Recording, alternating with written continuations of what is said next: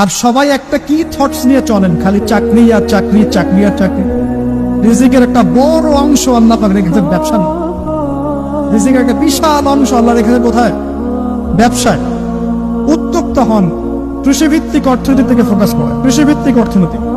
আপনি প্রতিভাগতা, ইনোভেটিভ কিছু করেন, নতুনত্ব নিয়ে আসেন, আল্লাহর জমিনকে কাজে লাগান। একটা আয়াত বলি, সূরা আওয়াফের মধ্যে আল্লাহ বলেছেন, আল্লাহ পাক বলছেন, যদি এই জনপদের অধিবাসীরা আল্লাহর প্রতি ইমানদার হতো, আল্লাহ পাক আসমান এবং জমিনের বরকতের সব দরজা খুলে দিতেন। এই জমিনে বরকত আছে, জমিন নিয়ে কাজ করে, কৃষিভিত্তিক কাজ করে, ব্যবসা করে। শুধু একটা জিনিস মাথায় ঢুকিয়ে দেওয়া হয়েছে, ডক্টর ইঞ্জিনিয়ার, ডক্টর ইঞ্জিনিয়ার। কেন এগুলো? কেন সবাই সবকিছু হবে না? হালাল রিজিক সার্চ করতে হবে। আল্লাহ সবাইকে তৌফিক এনায়েত করুন দুনিয়ায়। আপনারা কি চায়নার নাম শুনেছেন? চায়নার নাম শোনেন নাই? আজকে থেকে 40 বছর আগে চায়নাতে দারিদ্র্যের হার কত ছিল জানেন? 69%। কত পার্সেন্ট?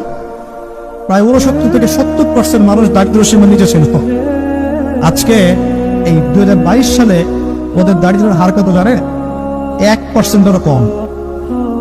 এবং তাদের পুরো জনসংখ্যার প্রায় 80 কোটি মানুষকে তারা জনশক্তিতে পরিণত করেছে। ওরা মানুষের সংখ্যা কমায় নাই, ওরা বলে নাই যে একটা বাচ্চা নেন।